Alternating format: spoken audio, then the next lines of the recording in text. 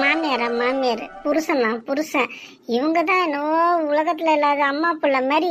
வேற யாரும் இந்த மாதிரி அம்மா பிள்ளை இல்லைன்ற நினப்பு.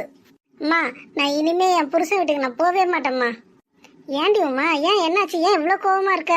அம்மா, தங்கச்சி சொல்றது கரெக்டு தான். இனிமே உமாவை அவங்க வீட்டுக்கு அனுப்ப தேவையில்ல, நம்மளே வச்சு இங்க பாத்துக்கலாம்.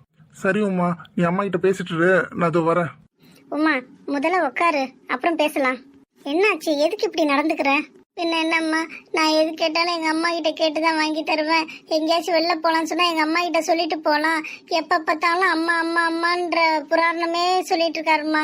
எனக்கு வெறுப்பா இருக்குமா. எல்லாரும் முதல்ல அப்படிதாம்மா இருப்பாங்க. அதுக்குன்ட்டு புருஷன் வீட்டை விட்டுட்டு நீ வந்துருவியா நீனு?